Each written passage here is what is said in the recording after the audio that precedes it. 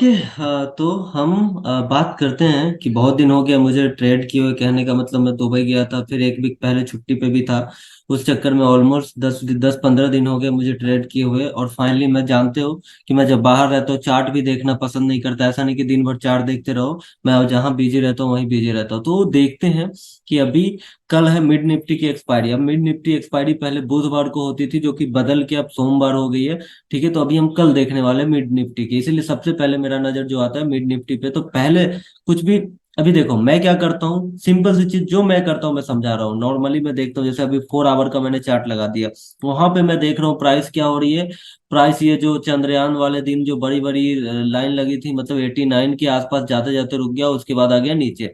अभी मैं एक लाइन मारता हूँ यहाँ पे। कल क्या होगा मुझे नहीं पता, मुझे बस तैयारी करनी है कि कल क्या हो सकता है, उसके बाद मैं क्या करूंगा। समझ गए? तुम फ्यूचर डिसाइड कभी मत करना।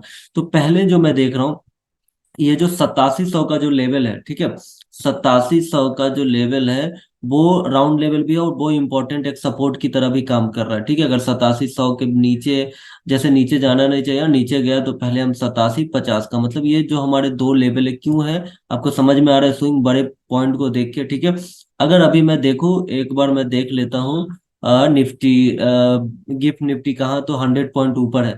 तो अगर गिफ्ट निफ्टी 100 पॉइंट ऊपर है, अगर वो गैप अप होता है तो कोई बात नहीं, अच्छी बात है। ठीक है, अच्छी बात है। अगर गैप अप होता है ये, तो ये हाई के आसपास, नहीं तो कौन सा लेवल, अगर यहाँ पे हम देखें तो इम्पोर्टेंट लेवल तो खैर हमारे यही वाला बनता है, जो कि है 8800 का। लेकिन ये 8700 से लेके 8800 का 100 पॉइंट का एक गैप हो जाएगा, जो कि थोड़ा सा बड़ा है। अगर मान लो इस बीच ओपन होता है, समझ लो, अभी इस बीच ओपन होता है, देखो नीचे ऊपर का तो हमें पता चल गया। ठीक है, अगर इसके ऊपर ओपन होने का चांस ही नहीं, अगर हो गया तो देखते हैं, फिर प्लान चेंज कर लेंगे। अब ये 8700 इसका जो क्लोजिंग है और इसका जो हाई है, ये वाला मार्क करके रख लो। मैं ज्यादा मार्क नहीं करता हूँ, बस समझाने के लिए बताता हूँ कि ये एक इंपॉर्टेंट जोन हो जाएगा, लेकिन फिलहाल मैं इसको डिलीट कर रहा हूँ। ठीक है, अब आते हैं तो देखोगे, अगर मान लो इस बीच ओपन हो गया तो क्या प्लान होगा, क्योंकि मेन लेवल तो हमारे ये है। ठीक है, तो हम एक छोटू सा लेवल है कि ये भी मार्क कर लेंगे। अगर इस बीच में देखते हैं तो ये काम कर भी सकता है, नहीं भी, जो 8775 के आसपास का जहां पे एक क्लोजिंग हुई थी, ठीक है वो, या फिर ये जो कल ये जो हाई एंड लो बन रहा है ना, आपको ध्यान से देखो, ये जो हाई एंड लो बन रहा है।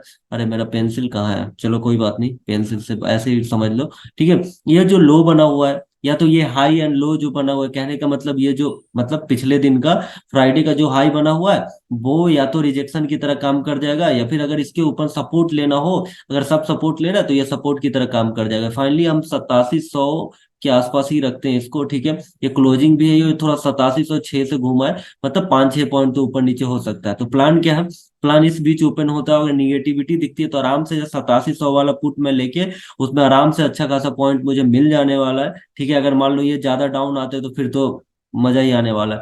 अगर अप जाता है तो आपके लिए मैं यहाँ पे देखूंगा, अगर ये सपोर्ट ले रहा है इस एरिया के आसपास, देखो इस एरिया के आसपास, मतलब ये 8710-5 सबके आसपास ले सकते हैं, एकदम फिक्स नहीं है कि यहाँ पे 15 मिनट में आ जाते हैं एक बार। देखो 15 मिनट में देखो ये कौन सा, तो फिक्स नहीं है कि कहाँ पे, यहीं पे ले लेगा, ये हो सकता है इस लेवल के आसपास भी ले तो चलेगा। देखो 8700 कितना है, 18, उस लेवल के आसपास भी लो, 8700 ले, इसलिए मैं जोन मार्क कर देता हूँ कि भाई 8700 से लेके, और ये 8700 से लेके 8720 तक का पूरा जोन है, ये कहीं से भी ले सकता है, एकदम प्राइस फिक्स नहीं कि इसी लेवल से घूमेगा। जाकि देखो मैं जनरली भेज देता हूँ, आप देखते ही हो कि कैसे वो लेवल्स कैसे वो चलते हैं, और कैसा मैं सोच के लेता हूँ, मैं जनरली बता ही देता हूँ आपको टेलीग्राम में। ठीक है, तो यहाँ पे देखो ये सपोर्ट जोन है, अगर ये सपोर्ट जोन के आसपास, मतलब इधर मिला हमें ये जो रिजेक्शन है, 8750-50 के आसपास, और नीचे आने लगा, आराम से 8700 का पुट लेके, या फिर 8725 का पुट पुट लेके आराम से हम उसको ड्राइव कर सकते हैं, मिल सकता है। बाकी अगर इसके ऊपर निकलता है, वी विल थिंक, अभी फिलहाल के लिए इसके ऊपर निकलेगा तो हम ये लेवल मार्क कर सकते हैं। ठीक है, ज्यादा लाइन नहीं करना चाहता, लेकिन ठीक है, ये सारे लेवल से आप याद करने के लिए, समझने के लिए, समझ लो तभी मार्केट में एग्जीक्यूट कर पाओगे कि क्या हो रहा है। ठीक है, अभी मिड निफ्टी पे मैं कल ज्यादा ध्यान देने वाला हूँ, क्योंकि कल एक्सपायरी है। अब जल्दी जल्दी इसका भी देख लेते हैं, बैंक निफ्टी का। बैंक निफ्टी आ जाओ, खुल जाओ बैंक निफ्टी। बैंक निफ्टी को आ जाते हैं, पहले 4 आवर में देखते हैं हम। 4 आवर में क्या हो रहा है, 4 आवर में हो ये रहा है कि प्राइस जो है, चलो प्राइस अभी 4 आवर के लिए अगर गैप अप होने वाला तो एक इंपॉर्टेंट जोन बन रहा है, मैं जोन ही बनाता हूँ। क्यों इंपॉर्टेंट जोन है, ये लो से लेके ये हाई तक एक इंपॉर्टेंट जोन है, मतलब 44,300 से लेके 44,500 तक का एक इंपॉर्टेंट जोन है। अब लेट्स सी, अगर इसके ऊपर सस्टेन करता है तो हम ऊपर के लिए देखेंगे, लेकिन इतना इजी नहीं होने वाला। ध्यान देने वाली बात है और समझने वाली बात है। एक ये लेवल तो हमारा बनता है 44,100। अगर मान लो प्राइस इस लेवल के आसपास ओपन होती है, ठीक है, ये 500 600 के ऊपर गैप अप होती है, प्राइस फिर से ये जो लो एंड हाई है, जैसे मान लो कि ये लो देख लो, यहाँ पे एक और लाइन मार देता हूँ मैं। ये जो लो बना हुआ है मल्टीपल लो, अभी देखो लाइन क्यों मार रहा हूँ समझो, ये जो मल्टीपल लो बना हुआ है यहाँ पे देखो, ये मल्टीपल लो बना हुआ है, इधर भी मल्टीपल लो बना हुआ है, इसलिए मैं मार्क कर रहा हूँ। ऐसे में नहीं कि मैं तुक्का मार के मार्क कर रहा हूँ, जो मुझे दिख रहा है वही मैं कर रहा हूँ। मुझे नहीं पता फ्यूचर क्या होगा, ना तुमको पता है फ्यूचर, ना तुमको पता करना है। समझ में आई बात? समझ में आई ना? हाँ तो बस वही समझो। तो बस देखो यहाँ पे अब हमारे पास ये तीन लेवल हो गया, या तो अब यहाँ से अगर मान लो इतना गैप अप तो होने नहीं वाला, इतना गैप अप या तो 500 के आसपास या 300 के आसपास से फिर से अगर नीचे आने लगती है, सिंपल मैं ये 44,300 वाला पुट पे ध्यान रखूंगा कि अगर वो नीचे आती है।